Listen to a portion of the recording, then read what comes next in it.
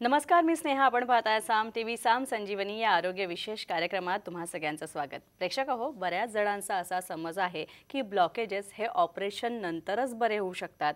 पण माधव बागने त्यांच्या SHS म्हणजे संपूर्ण हृदय शुद्धीकरण चिकित्सा जी आहे SHS या विना शस्त्रक्रिया चिकित्सेच्या माध्यमातून आत्तापर्यंत ब्लॉकेजेस म्हणू नका, हार्ट डिसीजेस म्हणू नका, यासारखे सगळे गंभीर आजार जे आहेत ते बरं करण्यासाठी लाखो रुग्णांची मदत केलेली आहे. आणि तरीसुद्धा अजूनही असे बरेचसे रुग्ण आहेत ज्यांना माहितीही नाही आहे की त्यांचे ब्लॉकेजेस किंवा हार्ट डिसीज सारख्या गंभीर आजारांच्या भीतीवर मात करून ते हार्ट डिसीज फ्री लाईफ जगू शकतात, हृदयरोग मुक्त जीवन जगू शकतात. तर आज आपण याच संपूर्ण हृदय शुद्धीकरण चिकित्सेविषयी जाणून घेणार आहोत माधव बागच्या. आणि त्याच निमित्ताने आमच्या साम टीव्हीच्या स्टुडिओत आलेले आहेत माधव बागचे OPDचे medical officer doctor Amit Patil. सरांचं स्वागत करूया.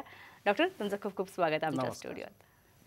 चला तर मग डॉक्टरांशी चर्चा करूया आणि जाणून घेऊया की हृदयविकार आणि त्या संबंधित इतर आजारांवर माधव बागची संपूर्ण हृदय शुद्धीकरण चिकित्सा जी आहे किती प्रभावी आहे, तसंच माधव बागचे उपचार जे आहेत ते कशा प्रकारे, आणि सगळ्यात महत्त्वाचं म्हणजे विना शस्त्रक्रिया हे जे उपचार आहेत, विना ऑपरेशन जे उपचार आहेत ते कशा प्रकारे हृदयरोगाविरुद्ध लढण्यासाठी आणि हृदयरोगापासून मुक्त होण्यासाठी प्रभावी आहेत ते आपण जाणून घेऊयात. डॉक्टर, पुन्हा एकदा आपलं स्वागत.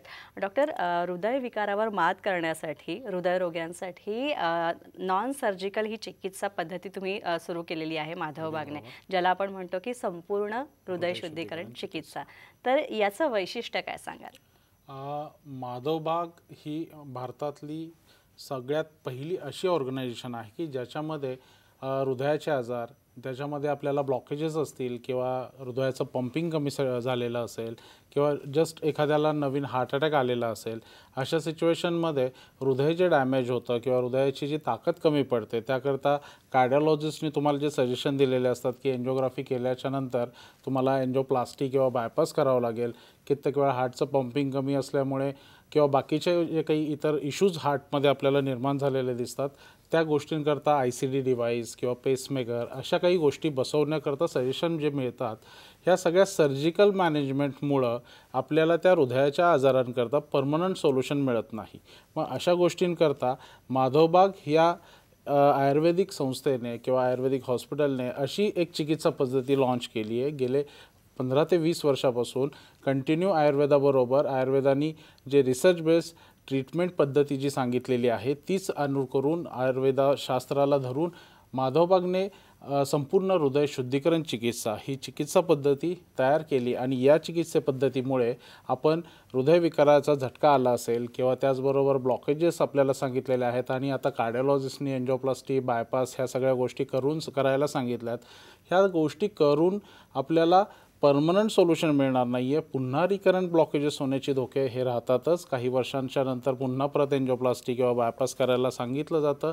असा प्रकार होऊ नये, सर्जिकल मॅनेजमेंट करून एखादा रुग्ण अधू होऊ नये म्हणूनच आयुर्वेदाने जी चिकित्सा पद्धती सांगितलेली आहे त्याच्यामध्ये विशिष्ट वेगवेगळी औषधं वापरली जातात. संपूर्ण हृदय शुद्धीकरण चिकित्सा ही माधवबागने जी लॉन्च केलेली आहे याच्यामध्ये तुमच्या हृदयाची ताकद वाढवली जाते, रक्तवाहिन्यांमधले ब्लॉकेजेस कमी केले जातात, हृदयाच्या मांसपेशींची ताकद वाढवली जाते. आणि या सगळ्या गोष्टींमुळं विदाऊट एनी सर्जिकल मॅनेजमेंट म्हणजे कुठलंही चिरफाड न करता, कुठलंही इंजेक्शन किंवा सलाईन अशी कुठलीही ट्रीटमेंट न करता, केवळ आयुर्वेदिक शास्त्राने पंचकर्मामध्ये जे स्नेहन, स्वेदन, बस्तीकर्म हे जे सांगितलेलं आहे याच्या मदतीने आपल्याला 100% हृदय विकारांवरती मात करता येते. दुसरी महत्त्वाची गोष्ट म्हणजे ही राहते की याच्यामध्ये आपल्याला या आयुर्वेदिक चिकित्सा पद्धतीबरोबरच आपण माधवबागमध्ये पेशंटला या सगळ्या आजारांना होण्याच्या मागचं कारण नेमकं काय आहे, की हे आजार नेमके कशामुळे झालेले आहेत, तर काहीतरी चुकीच्या सवयी आपण स्वतःच्या अंगीकरणामध्ये जवळ बाळगतो. या चुकीच्या सवयींमुळे किंवा आपण काही खाण्यापिण्याच्या गोष्टींमध्ये चुकी केलेली असते, व्यायाम कधी केलेला नसतो, अशा चुकीच्या लाईफस्टाईलमुळे हे आजार आपल्याला वारंवार सतावत राहतात. मग या आजारांना हे कारण जे ठरतं हे कारणच समूळ नष्ट करण्याकरता किंवा आपल्याला या सगळ्या ज्या लाईफस्टाईल डिसऑर्डर्स आहेत याला पूर्णतः घालवण्याकरता विशिष्ट पद्धतीचे शरीराला सवय लावली जाते आणि ती सवय कशी कंटिन्यू करायची या गोष्टी आपल्याला माधवबागमध्ये शिकवल्या जातात आणि या गोष्टींनुसारच आपल्याला या सगळ्या आजारांवरती कायमस्वरूपीची मात मिळवता येते, ते पण विदाऊट एनी सर्जिकल मॅनेजमेंट. नक्कीच सर. डॉक्टर अमित म्हणाले त्याप्रमाणे माधवबागच्या संपूर्ण हृदय शुद्धीकरण पंचकर्म चिकित्सेविषयी तुम्ही सुद्धा आणखी जर तुम्हाला जाणून घ्यायची इच्छा असेल तर त्यासाठी तुम्ही फक्त 02248906262 या क्रमांकावर मिस कॉल द्या आणि तुम्हाला या सगळ्या चिकित्सेविषयीची माहिती जी आहे ते माधवबागचे प्रतिनिधी पुरवतील. तसंच डॉक्टरांनी ज्या पंचकर्म उपचार पद्धतीचा उल्लेख त्यांच्या उत्तरात केला होता त्याच्या मदतीनं हृदयासंबंधित ऑपरेशन टाळायला मदत झालेल्या एका आनंदी रुग्णाचं मनोगत आपण ऐकूया. मी पुण्यावरून आलो आहे. छातीत दुखत होतं, पण नंतर मग डॉक्टरांच्या सल्ल्याने मी 2D इको स्टेजमध्ये पॉझिटिव्ह आढळलं. नातेवाईकांनी सुचवलं की माधवबागचा त्याच्यावर उपचार होऊ शकतात. त्याप्रमाणे मी माधवबागशी संपर्क साधला आणि एक 8 दिवसाची अपॉइंटमेंट घेतली. माधवबागला पहिल्या दिवशीपासून ॲडमिशन घेतल्यानंतर त्याच्यानंतर मग रुटीनप्रमाणे रोज पंचकर्म आणि योगा, सकाळी वॉकिंग, जवळजवळ अर्धा तास वॉक होता माझा. त्यानंतर एक 1-1.5 तासाचा योगा होता. त्यानंतर लंच टाईम ब्रेकफास्ट आहे. त्याच्यानंतर डॉक्टरांच्या सल्ल्याप्रमाणे पंचकर्म काय द्यायचं, बस्ती द्यायची वगैरे ते ठरवलं झालं. डॉक्टरांनी जे विचारलं की काही तक्रार आहे का काय, त्याबद्दल त्यांनी मला सजेशन दिलेत. मग त्याप्रमाणे पंचकर्म झालं आहे. पंचकर्मानंतर फ्रेश होऊन मग आम्ही जेवणासाठी गेलो. जेवण झाल्यानंतर परत मला थोडं कमरेचा वगैरे त्रास होता, मांडी घालून बसता येत नव्हतं. त्याच्याप्रमाणे मी फिजिओथेरपींना भेटलो. त्यांच्याकडनं मग ते काही व्यायाम शिकून घेतले. प्रात्यक्षिकं त्यांनी काही दाखवले आणि त्यानंतर मग मला परत एक्झरसाईज ट्रेडमिलसाठी वॉक करण्यासाठी बोलवलं आणि तो जवळजवळ मी पहिल्या दिवशी 12 मिनटापासून शेवटच्या दिवशी 19-20 मिनटापर्यंत असा स्टेप बाय स्टेप वाढवत गेलो. त्यामुळे इथं जे माधवबागला येऊन मला समाधान वाटलं, आनंद वाटला आणि थोडं फ्रेशही वाटलं. शस्त्रक्रिया करा असा सल्ला दिलेला आहे, सर्जरी करा, हार्ट सर्जरी करा असा सल्ला दिलेला आहे, त्यांच्यासाठी सुद्धा ही खरंच संपूर्ण हृदय शुद्धीकरण चिकित्सा उपयोगाची आहे? अगदी 100%.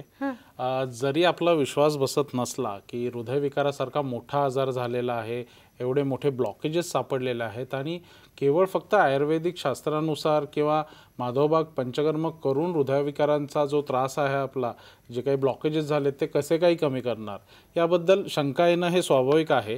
कारण की कार्डिओलॉजिस्टनी जे काही आपल्याला सजेशन दिलेलं असतं की तुमच्या ब्लॉकेजेसची संख्या आता 2 आहे किंवा 4 आहे, मग तुम्हाला एन्जिओप्लास्टी करावं लागेल, बायपास सर्जरी करावं लागेल, अशा ज्या सिच्युएशन्स सांगितल्या जातात आणि त्यासुद्धा अगदी आत्ताच्या आत्ता सर्जरी करा नाहीतर पुन्हा परत हार्ट अटॅक येईल, मग तुम्हाला हॉस्पिटलपर्यंत पोहोचायला वेळ मिळतोय ना मिळतो एवढी मोठी भीती घातली जाते.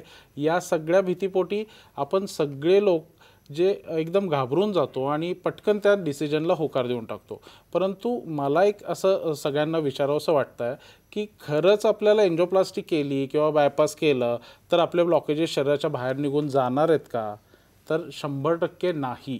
कारण की का, रक्तवाहिन्यांमध्ये झालेले जे ब्लॉकेजेस आहेत हे जगात कुठलाच व्यक्ती किंवा कुठलीच ट्रीटमेंट पार्ट अशी पकडून उचलून बाहेर काढून देऊ शकत नाही.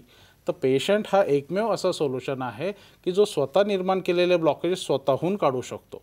आणि आपली जी लाईन ऑफ ट्रीटमेंट आहे म्हणजे माधवबागने जी संपूर्ण हृदयशुद्धीकरण चिकित्सा पद्धती सांगितलेली आहे, या गोष्टींकरता आपण पेशंटला त्या आजारांनुसार म्हणजे त्याला हृदयविकाराच्या त्रासाबरोबर बाकीचे अजून काही दुसरे रिस्क फॅक्टर आहेत का, म्हणजे डायबिटीज, BP, कोलेस्ट्रॉल वाढलेला आहे, या सगळ्या गोष्टी पाहून त्याच्या आजारानुसार त्याला ती लाईन ऑफ ट्रीटमेंट आपण 7 डेज हॉस्पिटलाइज करून माधवबाग खोपोली हॉस्पिटल किंवा माधवबागचं आपलं कोंडाळी हॉस्पिटल या दोन्हीपैकी कुठल्याही हॉस्पिटलमध्ये जिथे पेशंटला कन्व्हिनियंट आहे तिथे आपण हॉस्पिटलाइज करून लाईन ऑफ ट्रीटमेंट देतो. आणि या ट्रीटमेंटमुळं नेमकं होतं काय, तर ब्लॉकेजेस नेमके का बनलेले आहेत, कशामुळे बनलेले आहेत, आपण जे खातोय ते खाल्लेलं नीट जर डायजेस्ट झालेलं नाही किंवा त्याचा जर वापर प्रॉपर नाही झाला तर ते शरीरामध्ये रक्तवाहिन्यांमध्ये बॅड कोलेस्ट्रॉलच्या स्वरूपात स्टोअर होत राहणार आहे. आणि या सिच्युएशनमुळं त्या ब्लॉकेजेसचे एकावर एक लेअर बनतात आणि तो ब्लॉक कुठेतरी आपल्याला 90-100% झालेला दिसतो. मग हा ब्लॉक झाला म्हणून आपल्याला लगेच हृदयविकाराचा झटका आला का? तर मी असं म्हणेल की कन्फर्मली नाही. कारण की का, तर ब्लॉकेजेस जर आपल्याला हृदयविकाराच्या झटक्याला प्रायमरी रिझन असते, तर ज्या दिवसापासून तो बनायला सुरुवात झाला आहे त्या दिवसापासून आत्तापर्यंत, म्हणजे ज्या दिवशी कळालं त्या दिवसापर्यंत कितीतरी वेळा हार्ट अटॅक आले असते. मग तो सौम्य येईल का तीव्र येईल हे कोणीच सांगू शकत नाही. मग तोपर्यंत आपल्याला तेवढा लाईफ सिक्युअर करायला वेळही मिळतो की नाही हेही सांगता नाही येणार. त्यामुळं ब्लॉकेजेसमुळे डायरेक्ट हार्ट अटॅक येतोच असं नाही. कारण की का, तर ब्लॉकेजेस ही एक प्रकारची अशी मऊ लुसलुशीत चरबी आहे ज्याच्या थ्रू हार्टला होणारा ब्लड फ्लो हा फक्त अडवला जातो, कमी प्रमाणात होतो. 100% पूर्णतः थांबला जात नाही. कारण की तो जर पूर्ण थांबला गेला तर ते हृदय बंद पडणार आहे, त्याचं काम चालू राहणार नाही आहे. मग अशा सिच्युएशनमध्ये ब्लॉकेजेस हे फक्त रक्तपुरवठा कमी करण्याचं काम करतं. परंतु अशा सिच्युएशनमध्ये जर एखादी रक्ताची गुठळी बनली आणि ती त्या ब्लॉकच्या ठिकाणी जाऊन अडकली किंवा संभाव्य इतर काही अडथळे असतील आणि त्याच्यात जाऊन जर अडकली आणि तो ब्लड फ्लो जर पुढे हृदयाला नाही मिळाला तर 100% हार्ट अटॅक येणार आहे. आणि मग अशा सिच्युएशनमध्ये आपल्याला एमर्जन्सी मॅनेजमेंट जे कार्डिओलॉजिस्टनी सांगितलं आहे की एमर्जन्सीमध्ये एन्जिओप्लास्टी करा किंवा बायपास करा, ह्या सिच्युएशन त्यांनी सांगितलेल्या असतात त्या खोट्या नाही आहेत, त्या बरोबर आहेत. आणि फक्त एवढं एकच आहे की तेवढी ती एमर्जन्सी आपल्याला करणं गरजेचं आहे का, आपण त्याच्यासाठी वेळ घेऊ शकतो का, तर आपण नक्कीच त्यासाठी वेळ घेऊ शकतो. कारण की आज लगेच हार्ट अटॅक आला, कारण की काल ब्लॉक बनला आणि आज हार्ट अटॅक आला असं कधीच होत नसतं. त्याला ठराविक वेळ लागतो. तो वेळ गेल्याच्या नंतर आपल्याला अडथळा वाढला, पुढे ब्लड फ्लो नाही गेला की हा सगळा प्रकार होत असतो. मग आपण केलेली जी संपूर्ण हृदयशुद्धीकरण चिकित्सा आहे, या चिकित्सा पद्धतीमध्ये स्नेहन, स्वेदन, त्याचबरोबर बस्तीकर्म आणि याच्याबरोबर आपण माधवबागमध्ये रेसिडेन्शियल जी 7 days ट्रीटमेंट देतो. या ट्रीटमेंटमध्ये आपण लाईफस्टाईल मॉडिफिकेशन, जे मी मगाशी सांगितलं की आपण नेमकं कशा पद्धतीने आहार घेतला पाहिजे, आपण व्यायाम कसा केला पाहिजे, त्याचबरोबर आपल्याला हृदयाला ताकदवर बनवण्याकरता कार्डियाक रिलेटेड एक्सरसाइज काय करायला हव्यात, काही ॲरोबिक एक्सरसाइज आहेत त्या कशा करायच्या, या सगळ्या गोष्टी आपण आपल्या 7 दिवसाच्या निवासी चिकित्सा पद्धतीमध्ये करून घेत असतो. आणि या सगळ्या गोष्टींमुळं 100% आपण विदाऊट एनी सर्जिकल मॅनेजमेंट आपल्या हृदयाचे आजार जे आहेत ते कायमस्वरूपीचे घालवू शकतो. एवढं नक्की. तुम्हाला स्वस्थ राहायचं असेल, निरोगी राहायचं असेल, हृदयविकार मुक्त राहायचं असेल तर ताबडतोब फोन उचला आणि स्क्रीनवर जो नंबर दिसतोय त्या नंबरवर तुम्ही मिस कॉल द्या. हा नंबर आहे 02248906262 या क्रमांकावर तुम्ही मिस कॉल द्या. इथे एक छोटासा ब्रेक घेऊया.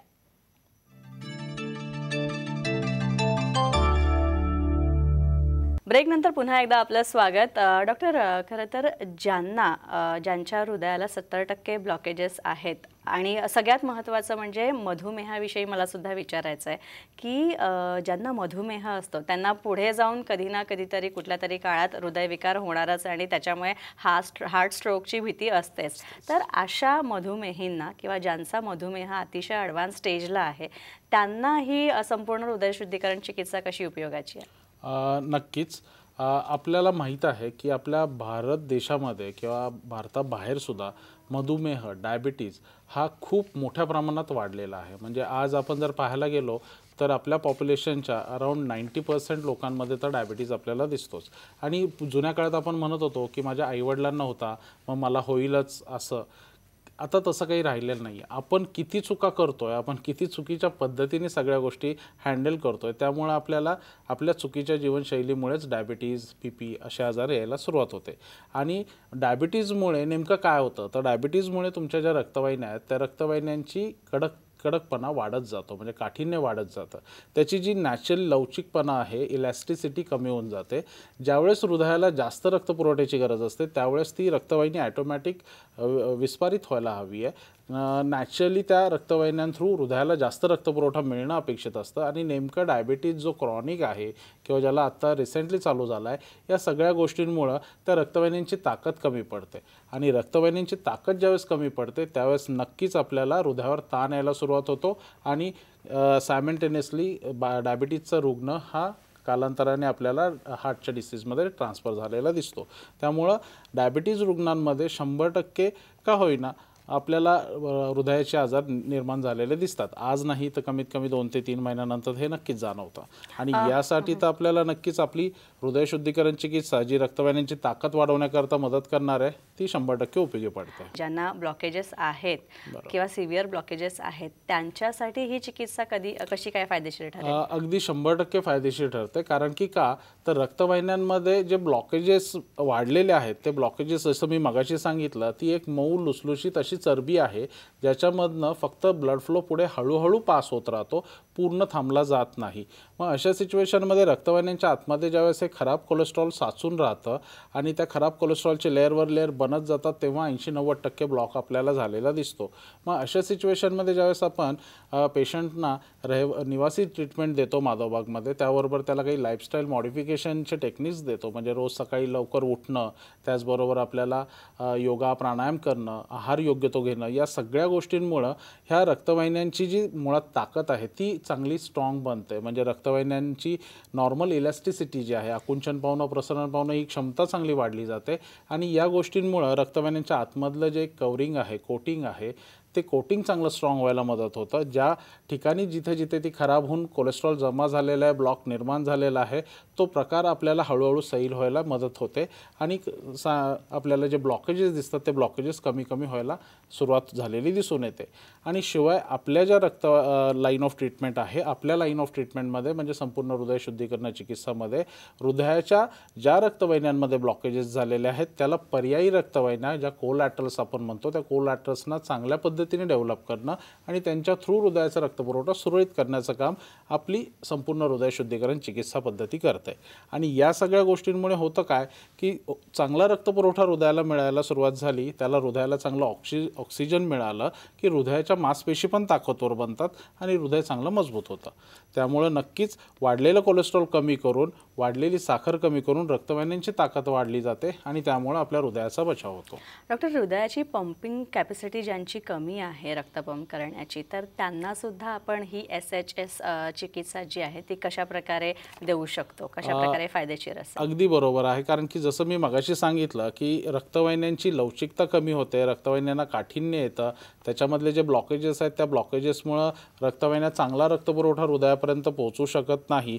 पण आपल्या संपूर्ण हृदयशुद्धीकरण चिकित्सा पद्धतीमुळे ह्या रक्तवाहिन्यांची ताकद वाढणं, चांगल्या पद्धतीने रक्तपुरवठा हृदयापर्यंत पोचायला सुरुवात होणं, कोलॅटरल्स आपल्या चांगल्या डेव्हलप होऊन त्यांच्या थ्रू 100% हृदयाला रक्तपुरवठा मिळून देतात. आणि या सगळ्या गोष्टींमुळं हृदय म्हणजे हे एक प्रकारचं इंजिन आहे गाडीचं, असं म्हणायला हरकत नाही आहे की ज्याच्यामध्ये आपल्याला गाडीतला जो पेट्रोल आहे, गाडीतला पेट्रोल जर व्यवस्थित मिळालं तर ते इंजिन व्यवस्थित काम करणार आहे, अदरवाईज कचरा जर आला तर ते फडफड करतं आणि आपल्याला त्रास देतं. सेम हृदयाची स्थिती तीच आहे. त्याला जर चांगला रक्तपुरवठा मिळाला, भरपूर मिळाला, त्याच्या क्षमतेनुसार त्याला ज्यावेळेस जास्त रक्तपुरवठ्याची गरज असेल त्यावेळेस जर तो रक्तपुरवठा मिळाला तर 100% हृदय व्यवस्थित काम करतं. आणि या सिच्युएशनमध्ये त्याच्या ज्या मांसपेशी पंपिंग कॅपॅसिटी कमी होणं म्हणजे नेमकं काय तर हृदयावर ज्यावेळेस ताणतणाव येतो त्याच्या मांसपेशी काही वीक बनतात आणि काही कायमस्वरूपीच्या डेड होतात, मृत पावतात.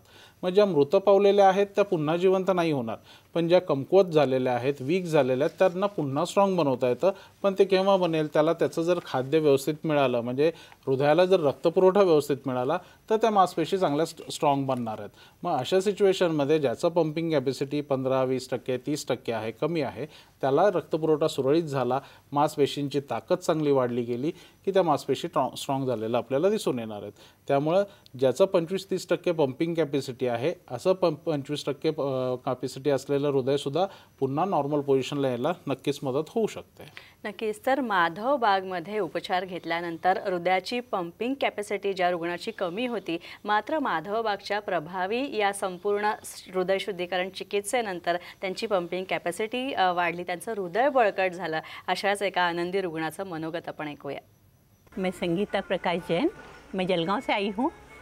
मैं एक्चुअली मेरे को वहाँ सबने डरा दिए थे कि आपका पंपिंग एकदम 20% हो गया है, तो मैं काफ़ी घबरा गई थी यहाँ आकर. और हमने शुरुआत करी कि क्या होगा क्या नहीं, पर जैसे ही फर्स्ट मुलाकात डॉक्टर से हुई तो डॉक्टर साहब ने हमको इतना रिलैक्स कर दिया कि मैं बता नहीं सकती हूँ. उन्होंने एकदम से मेरे को हिम्मत दे दी कि कुछ नहीं, 20% आपका पंपिंग है ना, काफ़ी बढ़ा देंगे हम आपका पंपिंग.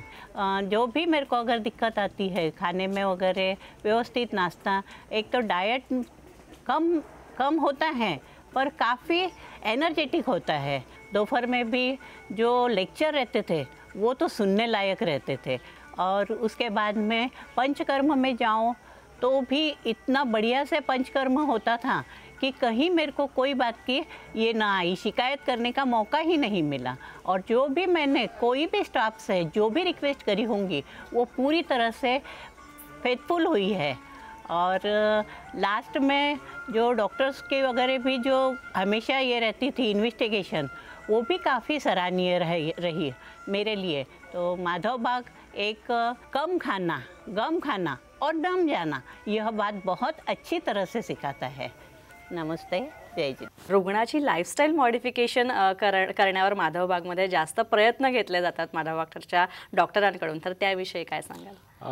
मी जसं मगासपासून आपण चर्चामध्ये ऐकतोय, तर यामध्ये मी सांगितलं की आयुर्वेदिक पंचकर्म ट्रीटमेंट माधवबाग जी करते त्याच्याबरोबर आपण प्रत्येक रुग्णाला त्याच्या चुकीच्या ज्या काही सवयी आहेत त्या चुकीची सवयी बदलायला आपण प्रॉपरली सांगत असतो। म्हणजे थोडक्यात आयुर्वेदाने जे पंचकर्म ट्रीटमेंट सांगितली आहे त्याच्यामध्ये आपण जे काही करतो त्याच्याबरोबर माधवबागने एक पंचसूत्रीवरती काम करतो। म्हणजे संपूर्ण आयुर्वेदिक ट्रीटमेंट ही पंचसूत्रीवरती आधारित आहे। म्हणजे तुमचा आहार, व्यायाम, विचार, योगा वगैरे या सगळ्या गोष्टी त्याच्यामध्ये येतात। तर आपण माधवबागमध्ये प्रत्येक व्यक्तीला याच पद्धतीने ट्रीट करतो। म्हणजे ज्यावेळेस आपण माधवबागमध्ये पेशंटला हॉस्पिटलाइज करून ट्रीटमेंट देतो त्यावेळेस अगदी त्याचं शेड्यूल जे आहे ते पहाटे 4 वाजल्यापासून चालू करतो आपण।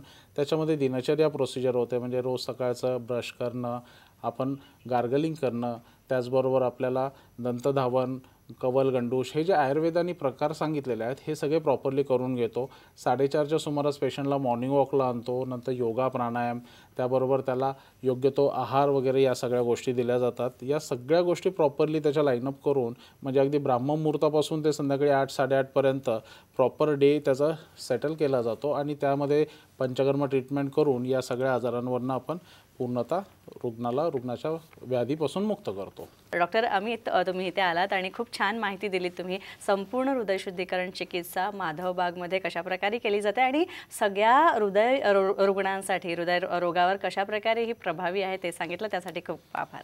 थँक्यू। यानंतर इथेच थांबतोय। नमस्कार।